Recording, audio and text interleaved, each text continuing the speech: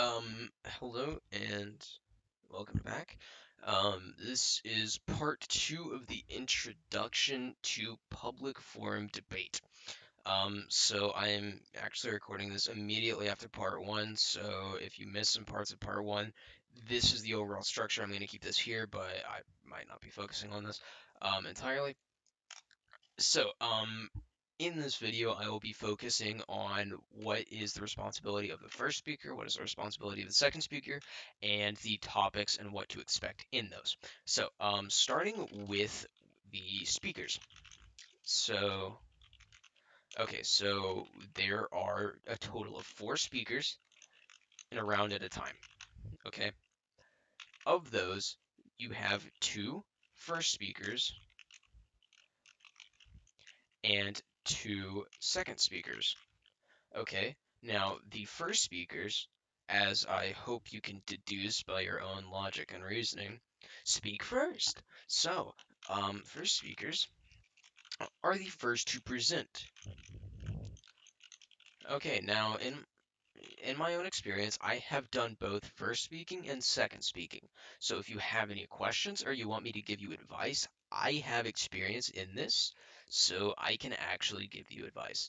Um, if you are watching this and I am long gone graduated, then sorry, you're out of luck. But hopefully I will explain this well enough to where there is no need to ask questions. So let's get a move on. All right, so the first speakers, what you have to be good at as a first speaker, okay, is you have to be a good orator, okay? If you don't know what that means, it means you have to be good at speaking. Okay, now this is kind of irrelevant because the second speaker still has to be good at speaking, just not as good. So if you're giving a speech and it's very choppy and the way you're reading it just doesn't flow, you are not a first speaker. First speakers have to present as if they are not reading off of a paper because your debate cases do not need to be memorized. They just need to be recorded. And so the first speaker, sadly, I do not have any cases with me right now, but I do have an old big question case that I will pull out momentarily. And so the first speakers will typically the first speakers are the people you want to write the cases because the first speakers will also have to be so the first speakers will need to be good writers, okay, and they will have to be good at collecting evidence and building cases. All right.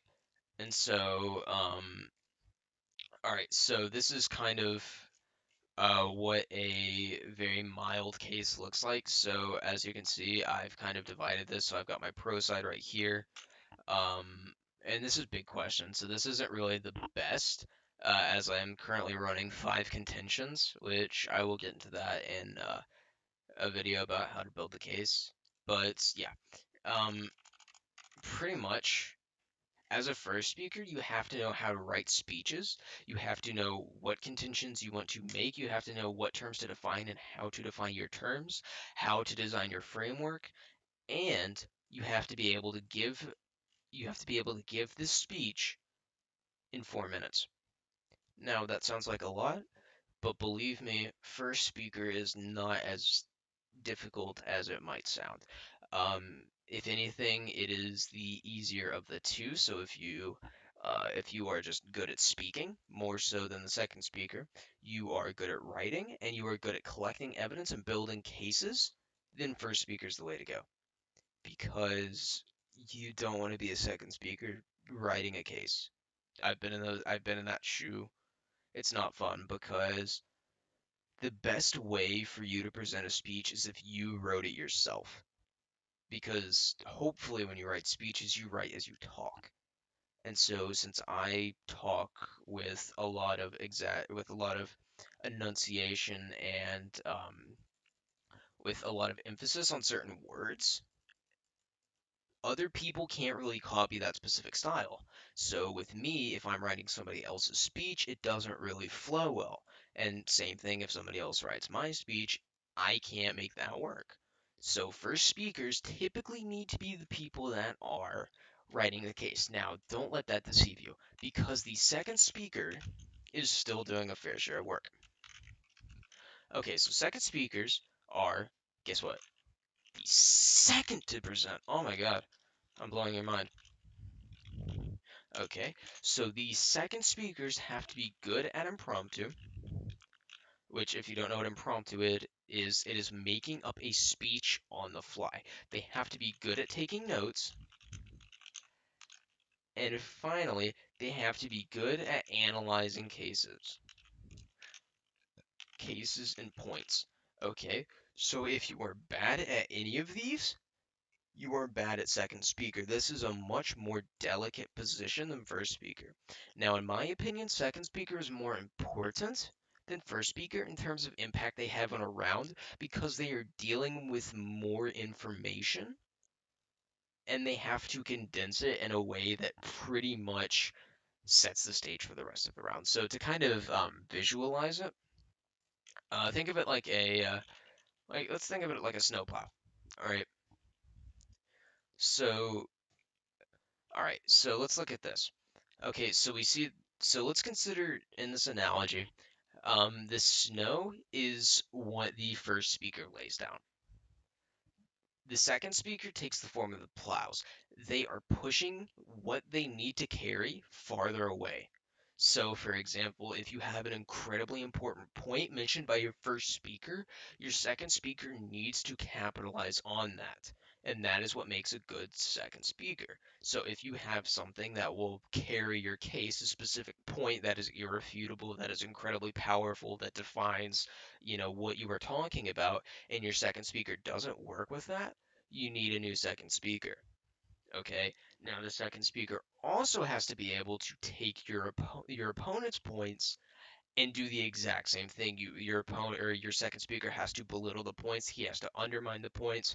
They have to pretty much just try and minimize as much of your opponent's impacts and as much as your opponent's effects as possible. So if you are on the pro side, the con is pointless. If you are on the con side, the pro doesn't exist. Okay, so that is why, in my opinion, second speakers are the most important, but first speakers don't let that get you down because first speakers are equally as important because without the first speakers, you don't have a case. Second speakers, they do require less work, but they're still doing their fair share. Second speakers have to read up on topics and familiarize themselves with it. So if you enjoy reading, okay, well, not necessarily enjoy reading, but if you tolerate reading, you can do second speaker. So pretty much what you want to do is you want to get as familiar with the topic as possible, because if you don't get familiar with the topic, you are not going to do good with it. I have had a partner in the past who did absolutely no work and existed as a second speaker, and it was terrible. He was giving maybe he was notorious for giving 2 minute speeches out of 4 minutes, which is very, very bad, as he want to push as much time as possible. And that's just because he didn't familiarize himself with the topic at all, so he had no content to go off of. When you're talking off of your head, you have to know what you're talking about. All right, and then with first speakers, you simply want to do a lot of research so that your crossfires are very strong. Typically, first speakers are going to have the stronger crossfires and they're going to have more presence in the grand crossfires, whereas second speakers will be very, very good at rebuttals and their final focuses should be very charged. All right, so now that I've covered that, let's see how much time we've consumed. 10 minutes. Okay, cool. That is nice. All right, so now that we've covered that, which I think that pretty much encompasses it. Now, if you want to like work with either Wexler or myself on who should be first speaker, who should be second speaker, simply ask. I'm going to tell you what I believe is truth. So if you believe you're a second speaker, but you are not cut out for it, I'm going to tell you. I'm just not going to lie to your face and let you waste your time at tournaments when you're not meant for a role that you're trying to do. And so it takes a little bit of fiddling around with what you really want to be. And sometimes it fluctuates with your partner. Like with my first partner, I was a first speaker. And it kind of worked at first, but eventually I started getting very, very good at doing the impromptu. And so then I switched over to second speaker and I started doing much, much better. So I'm naturally a second speaker, but I do know how to do first speaker because I also know how to give a speech, I know how to write, and I know how to collect evidence and build cases. Whereas as a second speaker, I know how to do impromptu, take notes, and I'm not the best at analyzing points, but I can pick out a decent amount. So, um, I hopefully know what I'm talking about. Um, so if you have any questions, just ask me. I've done this for quite a while. Okay, so moving on. Now that we've covered what the speakers are, we are going to be covering what to expect within topics. Okay, so your topics will be a modern political issue. And this will not be if Joe Biden is elected president, what's going to happen to the economy. Okay, this is going to be stuff like the United States federal government should enact the Medicare for All Act. All right, predictive policing is unjust. States ought to eliminate their nuclear arsenals. The intergenerational accumulation of wealth is anti-ethical to democracy.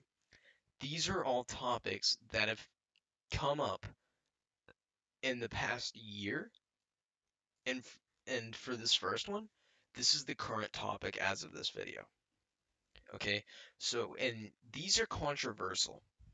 All right, so while CNN and Fox News are rattling on and on about why people are good and why people are bad just because of their ideological preferences, this is going to be much more specific and much, much less fun to deal with. And like I said, these are your controversial topics. Okay, so the United States federal government should enact the Medicare for All Act of 2019 is controversial. The intergenerational accumulation of wealth is what we consider a very emotionally charged topic in public forum debate. Now, these bottom two are different topics that I have dealt with that I consider average. And the first one is the European Union should join the Belt and Road Initiative, which was the opening topic of the 2019-2020 season. And the United Nations should grant India permanent membership on the United Nations Security Council was one of the closing topics of the 2018-2019 season. And so this is kind of what you're dealing with. I don't know if NSDA is maybe making a change to more controversial topics, which I don't really see as healthy for the climate of public forum, which if you ever go into a round, you'll know why I say that. Um, it is very, very toxic. But pretty much, you're not going to be really dealing with a lot of issues that you have a very personal connection to and that you're going to deeply, deeply care about. So if you're looking at doing debates so that you can argue if Batman's better than Superman, you're in the wrong place. I probably should have stated that before I made a 25-minute video. All right, the,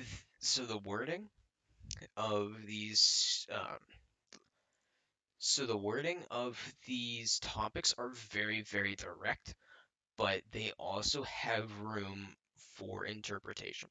So let's look at the United States federal government should enact the Medicare for All Act of 2019, which is the 2020 September October topic. Okay, so let's digest this. Let's break this down.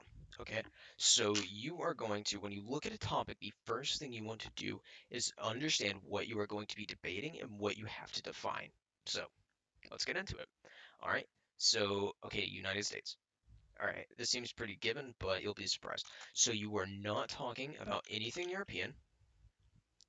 So no Europe, no Asia, no Canada. Definitely no Canada. I hate Canada. All right, so pretty much you're talking about the United States. Now you can use these as examples, but if there are any statistics in there claiming that these countries are directly related to this, they are wrong, and that is why, and like that's an important reason why you need to like digest these topics.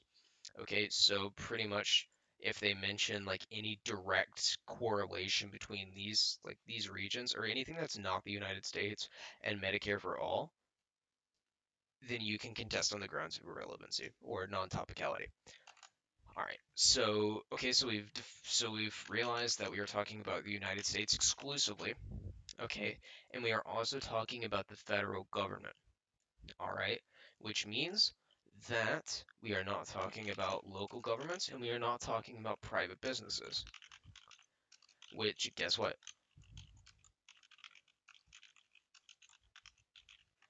We just identified what the con is arguing. So, so this is what the con is arguing now. Woohoo! We've just identified that with 2 words. All right. So these 2 words set up an entire 2 pages of content and an entire hour debate. All right. So it's important to die like if this didn't like show you why it's important, this definitely will. All right, because now that we're talking about the federal government, you know that the pro side is arguing exclusively the federal government. Okay, which means that everything has to be handled by the federal government. Your entire argument has to be about the federal government, and everything has to be related to the federal government on the pro side. Now, on the con side, that is the one thing you are trying to avoid. All right. So this means that the con side has a lot more leeway in how they approach the argument, but at the same time they are facing a disadvantage based on how much they have to narrow the spectrum down.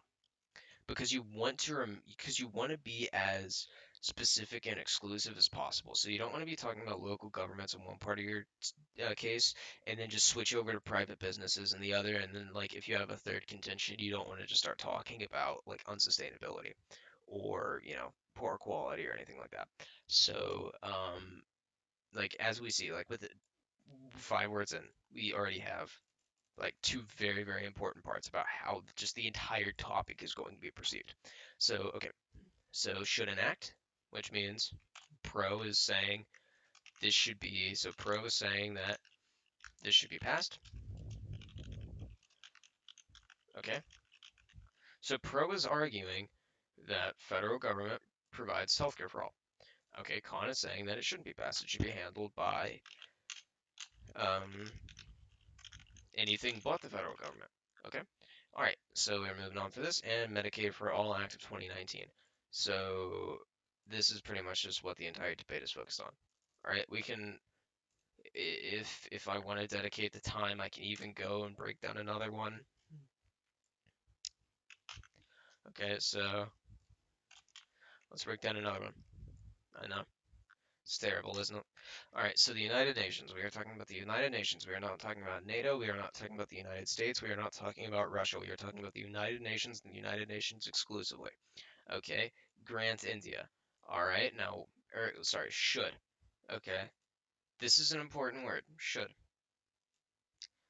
This means, should means that it is morally correct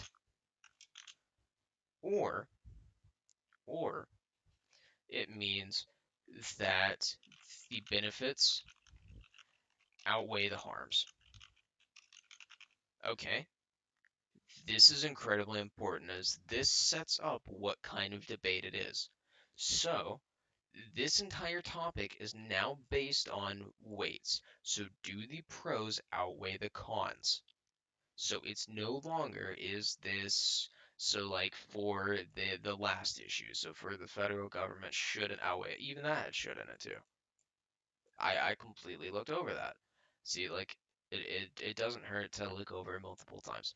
So even then, so okay, so let's look at this one. Predictive policing is unjust. Okay, so is unjust means that you are dealing with a black and white situation. So either it is unjust or it is just. And so that sets up the debate you are talking about. You are talking about the pros and cons, but you are talking about it on a much more black and white scale. Whereas should arguments mean that you are talking about benefits outweighing the harms. So that's incredibly important. You should always look for should. I actually can't believe I missed it on the first one. Rookie mistake, rookie mistake. Okay, so grants India permanent membership on the Security Council. So, okay, So, and then this little phrase right here is what you are arguing about. So the pro side. Okay, so the pro side we see is should grant. Con side is shouldn't grant. Simple, isn't it? This is a very simple topic to break down. So pretty much you're just kind of you're arguing whether or not India deserves a permanent seat or they deserve a temporary seat. And so with this you can argue, why is India deserving of one instead of South America or Africa, etc., etc. All right, so that pretty much wraps up everything. If you have any more questions on, what a first speaker versus second speaker does, what the responsibilities are, what should I be, just ask me. And then if you need any help breaking down topics and understanding what you should be arguing for that specific um, topic, just let me know. I'll walk you through like how to break down the wording, and even then, like the should stuff. Like, look at this: should, ought.